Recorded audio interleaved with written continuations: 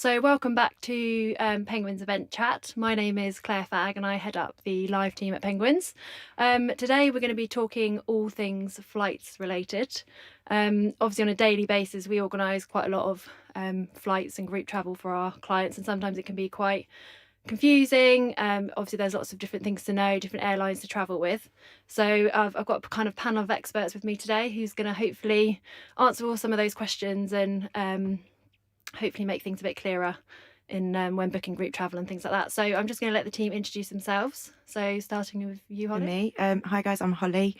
I head up the incentive department at Penguins, and I'm kind of in charge with quite a lot of group bookings. Okay, I'm Kathy from All About Flights. We're a bespoke, low-profile company that specialises in the provision of MICE logistics to our partners within the MICE sector, looking at all things group-related, from 10 people travelling together on the same plane to a destination, or hundreds of people arriving on different flights but attending the same event. No two groups are the same, so it's always interesting. Great. Hi, my name is Maris and I work for Etihad Airways, where I look after leisure and MICE groups travel arrangements, again varying from individual travel to also bespoke group sports travel as well. So I'm here to hopefully provide some advice. Great. So obviously 3 different perspectives and all kind of professional in their own field. So we're going to be covering 3 kind of main topics today. Group travel, which is obviously a lot of where we're kind of sitting in all of our individual roles. Sustainability, which obviously is a big thing currently, and also personalisation. So we're going to kick it off with group travel. So I think one of the things that a lot of our clients can maybe sometimes get a bit confused with is the difference between scheduled and low cost airlines. So maybe I'll start with you, Kathy, of just kind of helping us distinguish between the two. Yeah, we'd probably distinguish them internally as those that are internet bookable versus those that are bookable on our GDS, which is our global distribution system. So if we were to look at the classic scheduled airlines, we've got Etihad sitting here with us now, Emirates, Virgin, British Airways, Air France, Lufthansa. They're all deemed scheduled airlines, where Ryanair, EasyJet, Vueling may be deemed low-cost airlines because of the distribution channels that they use. Okay. And I guess what would be in terms of distinguish a group booking, if you like? So I think sometimes a lot of our clients I guess get confused about what actually makes a booking a group booking, if you like. Yeah, there's no hard and fast rule that covers every airline, but if we were to use the average, the group minimum is 10 passengers travelling in economy on the same flights. That's the general average with a lot of the scheduled airlines. Some of the low-cost airlines might be slightly higher at 15 and 20 respectively, depending on which airline we're talking about, but very, very average would be 10. Some airlines will reduce that minimum threshold when you're travelling in a premium cabin, such as business class or premium economy. It can reduce to 8 or 7, depending on the airline. And first class can go as low as 4. As I say, no two airlines are the same, but you'd be very safe to assume with the majority of the scheduled airlines that 10 in economy is the group minimum. Okay. And Holly, from your perspective, from I guess an events agency, what do you see are the benefits of booking group travel for our clients? So there's a lot of benefits for booking group travel. We often have our clients come to us and kind of want us to guide them on which destination they want to go to, and some advice on how that would work on the booking kind of things. With group travel, you don't have to provide names until nearer the time, which is really useful for an incentive trip, particularly because you often don't know who the winners are going to be until a lot closer to the time. You also have a lot of flexibility around deviations, which I'm sure Kathy can fill us in on. And that gives the client a lot of flexibility around that booking particularly. It's not as rigid in terms of the sort of rules and regulations around individual travel. Yeah. So, yeah, that's quite accurate. A lot of clients would feel that if you were going for, let's just say, for argument's sake, you have 30 people to New York, all travelling together, why book a group versus an individual? It's an interesting question because a lot of clients nowadays with the internet, we can all be travel agents in our own right and look at fares. And quite often you'll see individual fares online that would seem like they're more economical than the group fare that we might present. But you have to look at the two situations. They're very different. If you look online and find an individual fare, you'll be expected to book and pay for that immediately. It's non-changeable, it's non-refundable, names cannot be changed. If you process that as a group, it's like having an allocation. So it's like holding 30 seats. And as Holly quite rightly says, with the incentive world, you don't know who's travelling. So you hold that allocation of names and you just give them to us closer to departure. If you have within that group of 30 a couple wanting to deviate and come back a few days later, that's possible. If you'd have booked that online, of course, you'd have already booked and paid for it, and you'd be in for expensive changes should you wish to change, having done an online booking, thinking initially that it might be more cost effective. Group fares will not necessarily be the cheapest when compared to one particular seat, but on balance, for the average event, they represent the ability to manage your budget. So, for example, in that situation we just had with New York, if Holly was to come to us and want 30 seats for March next year, and Holly was to say to me, well, actually, online, they're much cheaper. And we said, okay, well, when you've got the names, you book them online. It's a big risk because you don't know that you would get those 30 seats at all. You could have no availability by the time you come to book them. You certainly cannot manage the fare until you go ahead and book them. So the benefit of the group, as I said earlier, is that you're holding that allocation of seats. You know that your event can take place and you've managed that budget because you have a guaranteed cost. The only fluctuating factor is airport taxes, which can vary slightly, but to all intents and purposes, you've managed your client's budget, which has got to be a good thing. And I think that's from our point of view, from I think an events agency perspective, is obviously educating our clients for them to understand, because we do get clients a lot of the time saying, oh, I've just seen online that there's a fare for £90, but we're paying a group booking fare of £200. But obviously it's now through obviously working with you, Kathy, that we understand what the reasons and what are the benefits, and obviously then educating our clients so they kind of understand what the benefits are of the group travel. Is there anything, Maris, from an Etihad perspective that are kind of benefits of booking group travel with Etihad? It's the allocation of the seats on the aircraft as well, and for us also gives us visibility of in terms of individual travel versus group travel. But for example, with the groups as well, we offer large allocation of the luggage the guests can take with them as well. Instead of 23 kilograms, they can take 30. Okay. We also offer free seating as well. So even though if you booked perhaps an individual seat, when you select a seat selection, there's an additional charge to select your seats.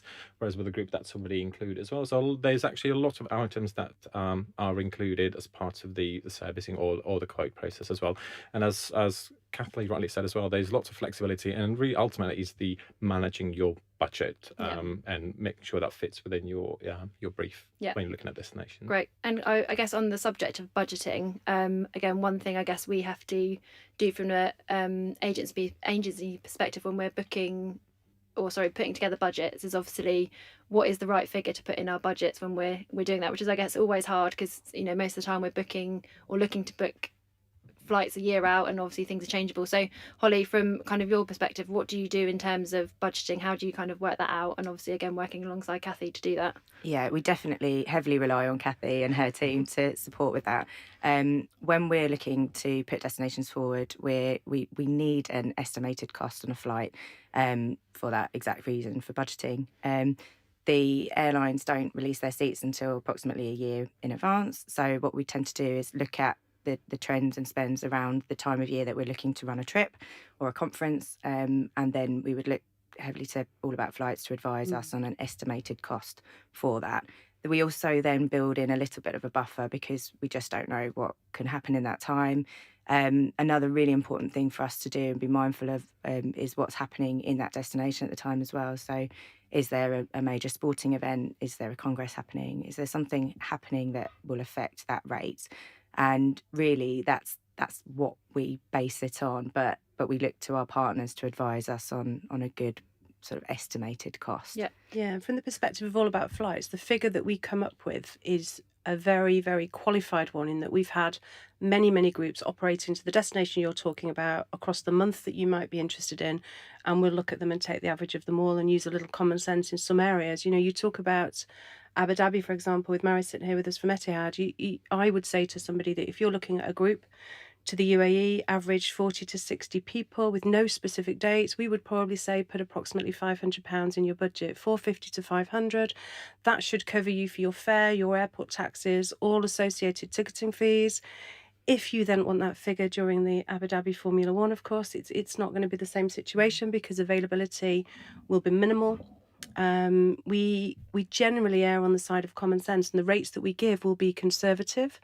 We would also say that if you're pitching 3 destinations, which quite often you are, and you really want one destination to work, if we've given you in that example £500 for Abu Dhabi, do come and talk to us. If when you look at the bigger picture, you can only squeeze 450 for air, for example, or 420, then we can talk to the airlines and see what we can get for you on a case-by-case basis. So just keep an open flow of conversation, I guess, on each destination that you're looking at. Yeah, and just like you say, push back and just ask the question, I guess. You never know. I think just on price point, it's really difficult to justify that cost sometimes to clients when, for example, they look online and see an individual fare.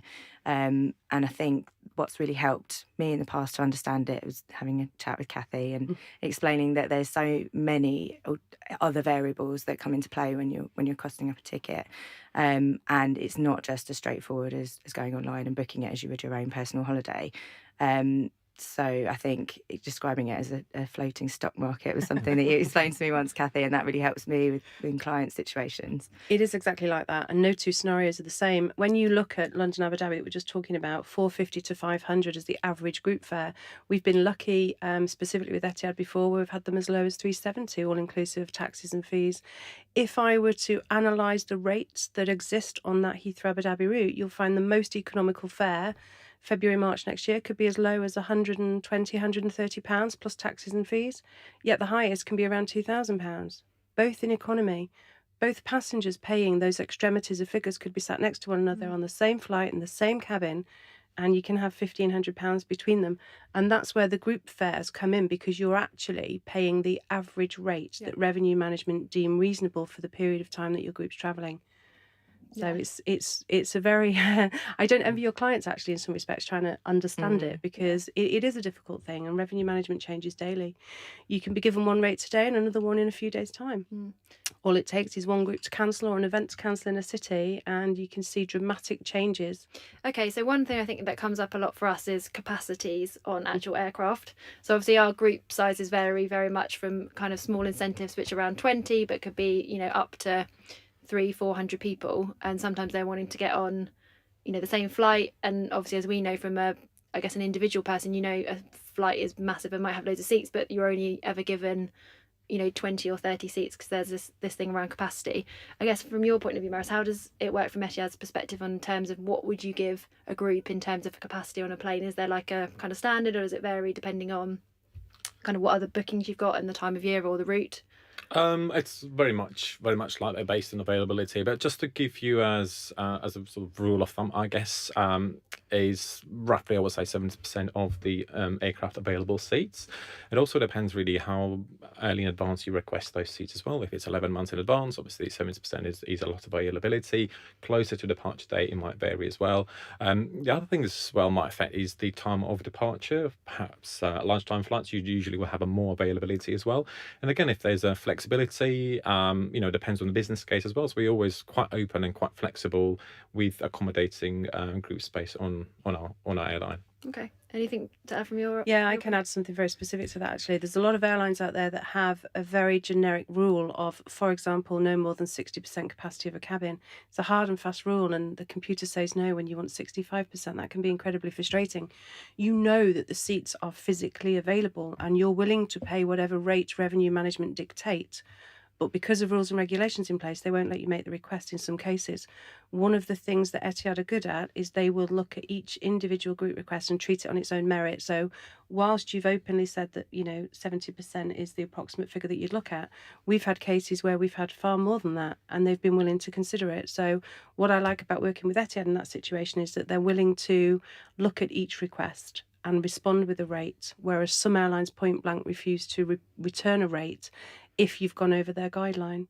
Which can be really frustrating if you're looking at destinations, because that rules out a lot of destinations for us. So if we're looking, for example, at a group of 135 people, which is a common trip for us, which is annual, that rules out a lot of destinations that may not have that regular access, that amount of scheduled flights that we can pick from. But also we get into difficult situations where we're looking to then split a group across 2 airlines or 2 separate flight times, and that causes complications in terms of how we then deliver the programme when they arrive into that destination. So that can be quite difficult too. So. And also people's perception of the product. If you're using two different airlines, you could have some people feeling slightly aggrieved if they perceive the product of the airline they're flying on not to be of the same standard as the other one. One thing I'd say, and it's very true with Penguins particularly, we love the fact that the team will always pick up the phone and talk to us if you have a brief that is slightly different or that you know might require some thought. When I think about the group you're just alluding to there of 135, it's the one I'm thinking about for next year. You know, we've talked about it, we've talked about the numbers, and the international journey is therefore going on an A380, which means we've dictated the aircraft choice because it has a higher capacity of economy seats, therefore more achievable. While we're on the subject of capacities and rates, I'd like to dispel a myth, if I may. It is not true. The more seats you book, the cheaper fare. Okay. Absolutely Good to not. We get that a lot. We get asked a lot. It's not the case. If I could give you two examples of an ideal group and a not so ideal group. So if you have an aircraft with 98 seats and you want 92 of them, you're going to be paying an exceptionally high rate. If you, that same group of 98 are flying on an aircraft with 400 seats in economy, it's very, very different. So just keep in mind that it isn't about the greatest number of seats that you can give to secure the cheaper fare. It's about the percentage of the capacity that you take on an individual aircraft. So while we talked about capacities before and what an airline will or won't consider, let's be mindful that if you're ever taking sort of 20-25% of an aircraft's capacity, you should have a very good rate. If you're going up to 50 and 60% of a capacity, it should be a reasonable rate. The moment you're at 80 or 90%, you're going to be paying a lot more than you would have thought, purely because the airline doesn't have the ability to extend revenue management in its best way, if you like, and recoup higher fares. Yeah, so maybe is it a consideration for our clients to look at doing smaller groups across different flights to maybe get a kind of overall Yeah, I guess lower so. fare, But possibly? yeah, possibly. Or depending on the destination, you know, use our expertise really in becoming, it's almost like becoming a plane nerd. So if you're going from London to New York and there are 20 different services to choose from, we'd look at the one that has the larger economy cabin if you want to keep them all together. Equally, you can split to take advantage of a more cost-effective rate. As we discussed earlier, if you only want 20 seats on a flight of 300 or 400, you're going to get a very good rate. But it comes back to what Holly said earlier. You need to make sure that if you do split, you split with airlines that are perceived as having a similar product and airlines that will give you coordinated arrival times in and out of the destination. Otherwise, from the ground, it's more difficult, isn't it? You know, we've dictated before now to clients about splitting groups. If we have a group of 300 and we will say, well, look, there's so many flights, let's split them. I will turn to the event manager and say, what are you doing with them when they land? And they'll say to me, well, we're collecting them from the airport. Yes, but what in? If your coach is a 54-seater, let's split them into 54s. You know, you can be as precise as you want to be.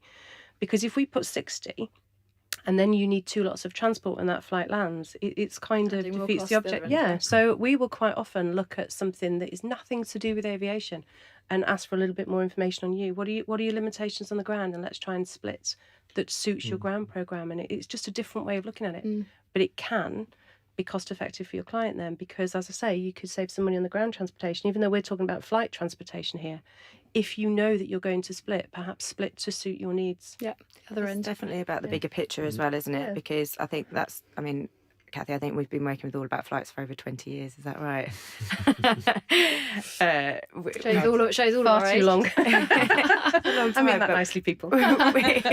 we're not trying to be experts in the aviation world. We look to our expert partners to advise us, and on all we need to know is that we're providing our clients with the very best options and for them and their brief. So it is definitely a bigger picture thing.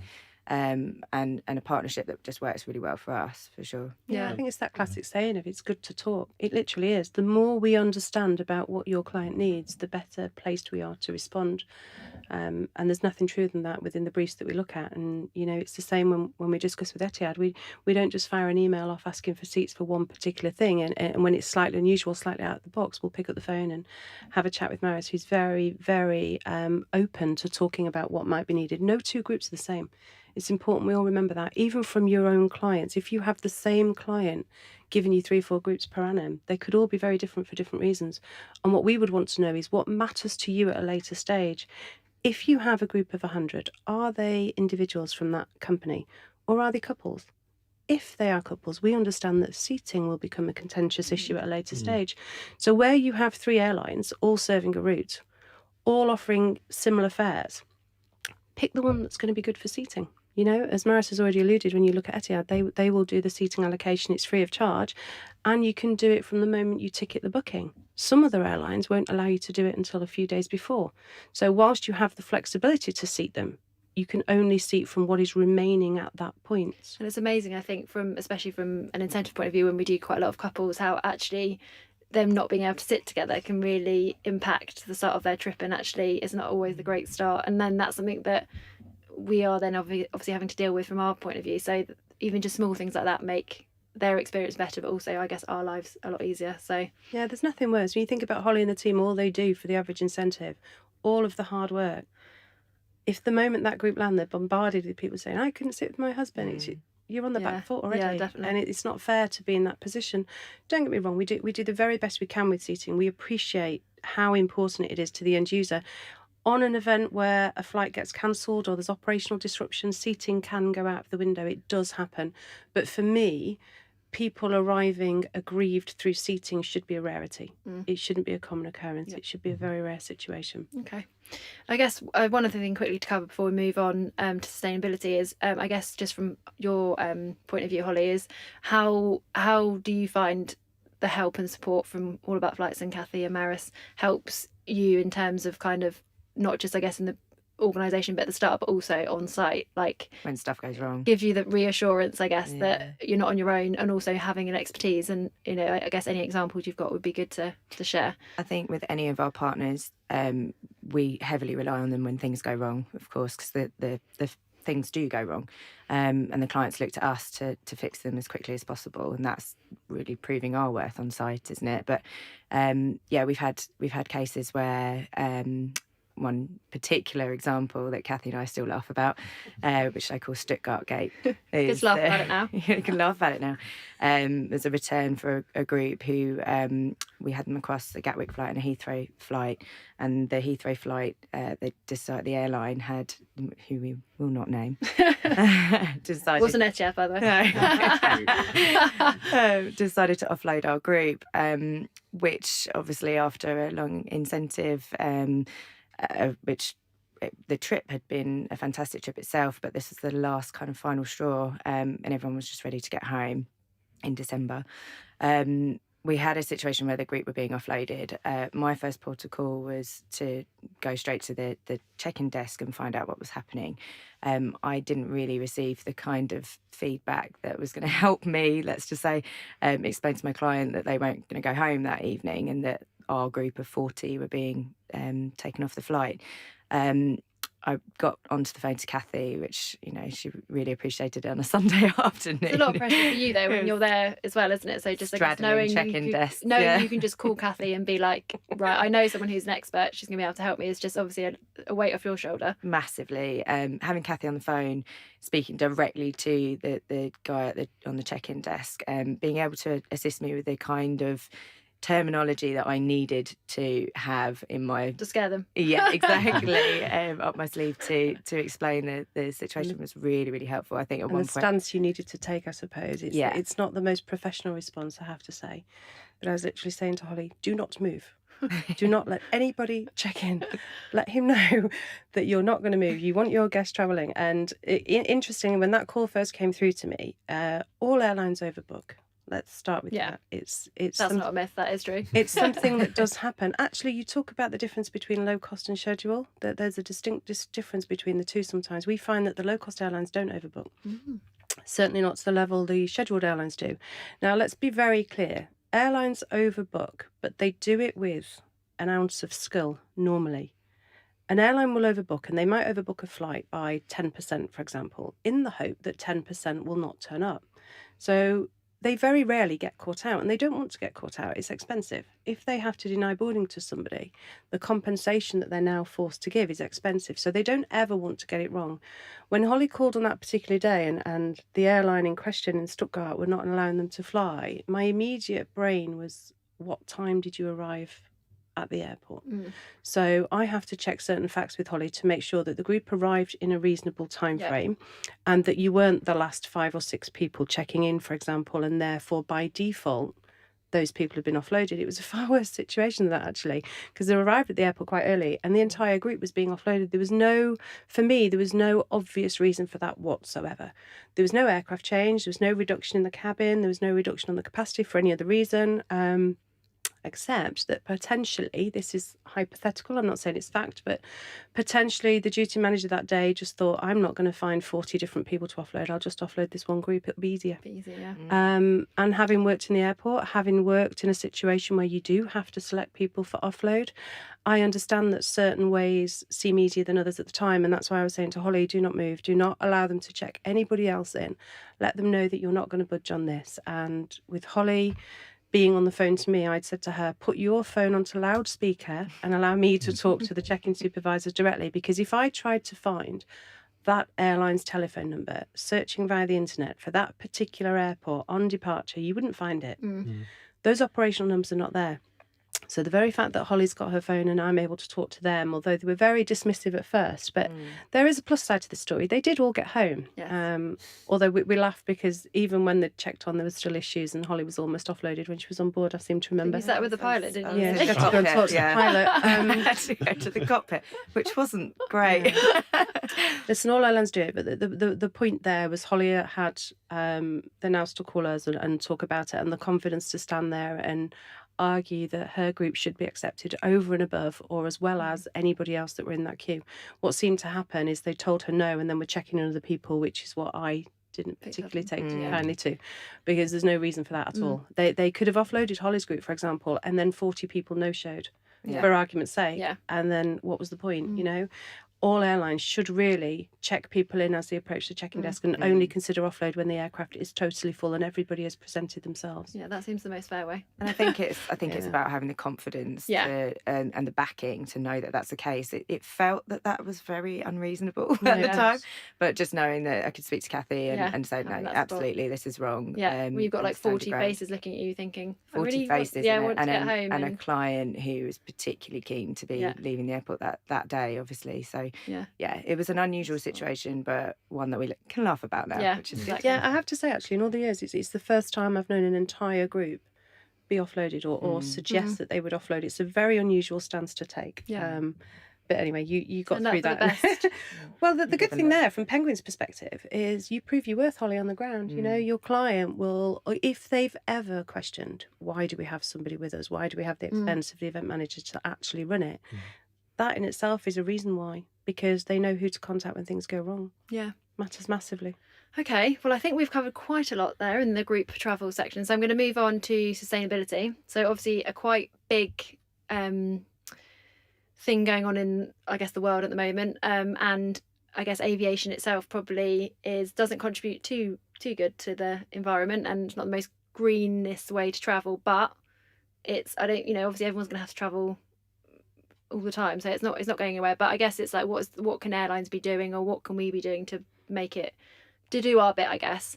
And I guess Holly, from your perspective, from an incentive point of view, do you see things, our clients reacting differently to traveling overseas at the moment with regards to trips? Have you seen any noticeable difference? Yeah, and I think we wanted to touch on this point because it's not something that we're trying to shy away from.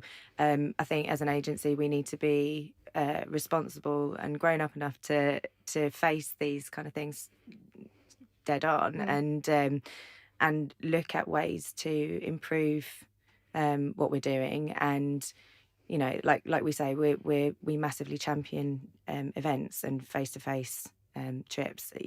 You can't get that same experience of an incentive from doing it, in the UK every year. It's great to take it to the UK once, but also a lot of our clients are global, so we need to bring them together at some point. And the issue is that flights aren't sustainable. It's just not. But what can we do in order to do our bit, I suppose? And again, we lean on our partners for that advice, I suppose. And I guess that is a question. I guess what can we do to kind of reassure our clients that yes, okay, it's not necessarily the greenest, but it's being considered, and airlines are. I think I've got a bit of a fact here to say that in 2018, 148,000 tonnes of CO2 emissions were saved by Etihad, which is equivalent to 1,236 flights between Abu Dhabi and Barcelona for 3 years, which is amazing. And, it's definitely, you guys seem like you're definitely doing your bit to make things feel greener, or just make things more sustainable, not just from maybe a fuel perspective, but also use of plastics on the flights as well. So what are Etihad particularly doing at the moment? There's definitely a big focus on sustainability from Etihad perspective. First of all, is introduction of the more fuel efficient aircraft, being here 787 Dreamliners. So we've taken a number of new aircrafts order pretty much every other month as well. So there's a big focus on that. We also are very conscious in terms of when the aircraft are operating during taxi, takeoff, landing, to conserve fuel during those operations as well. So all of our cabin crew and pilots especially are kind of trained on as well to make sure they turn off engines sooner and turn off later as well. And we are also very proud that we had our first long-haul plastic-free flight that operated on Earth Day from Abu Dhabi to Brisbane as well. So there was a big focus on as a trial flight to be conscious and reduce as much plastic as possible. And we found numerous plastic-free alternatives that we incorporate on board of aircraft as well.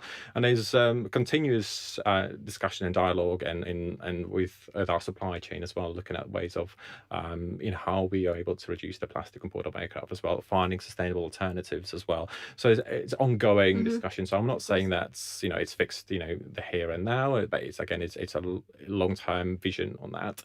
And also we're focusing a lot. We have in a Masdar city right next to the Abu Dhabi airport as well. We have a biofuel facility. It's a research facility as well.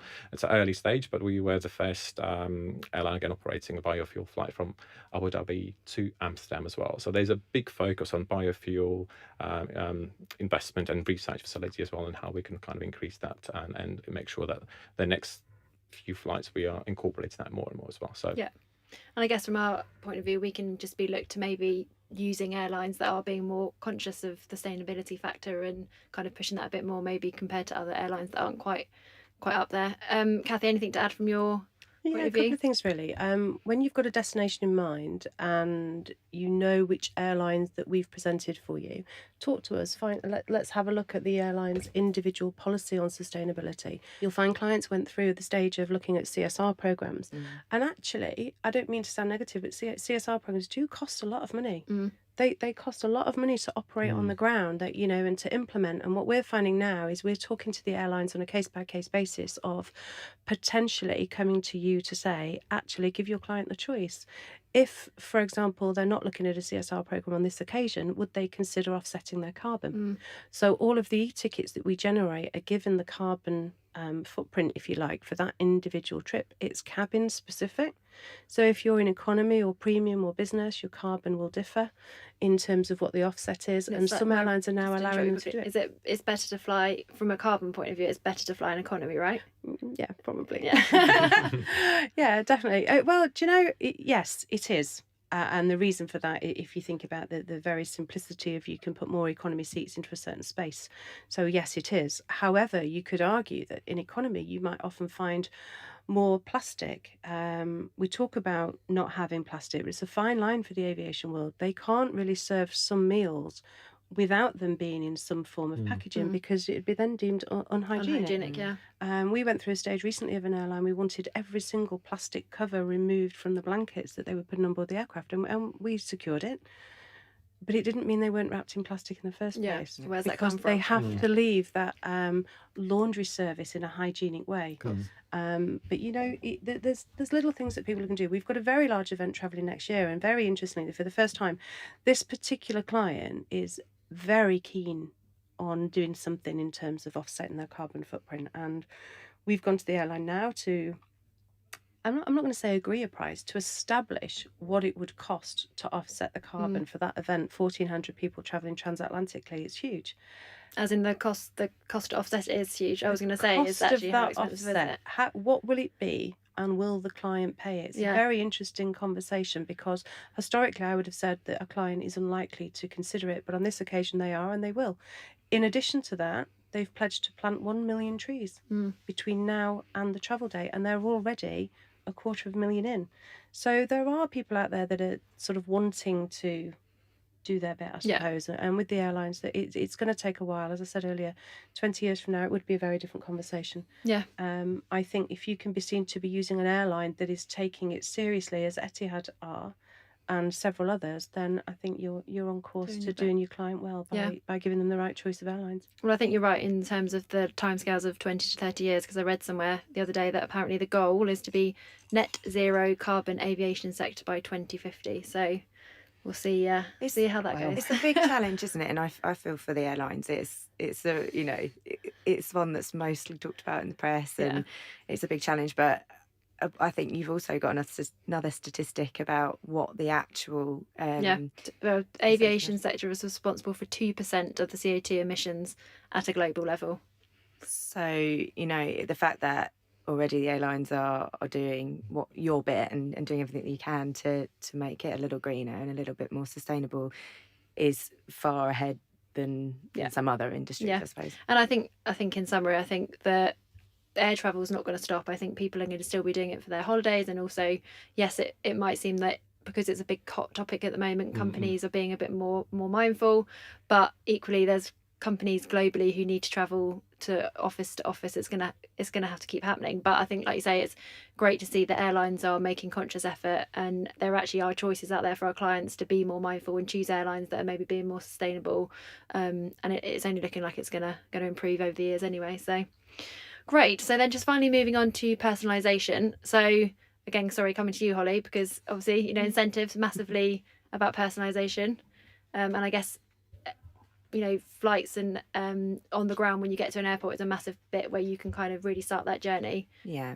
Do you get kind of a lot of requests for the personalisation piece on flights? And I think in the past we've always thought, well, the flight's the flight. You rock up at the airport, you get your e-ticket and you go through. It's only through speaking to our partners and understanding the little nice touches that you can have on board that we've started implementing them a lot more. I think the whole buzz around personalisation is definitely sort of hot topic again at the moment, and I think that people are just wanting to feel really, really special. So it's not just about landing into the destination and then hitting the ground running from there. If we can, like Kathy alluded to earlier on, if we can make that experience start from the moment that they arrive at the airport, then that's a big tick for us. So from an agency perspective, we're really looking for something unique and different, and I know there's some really nice little added touches that you can do on board.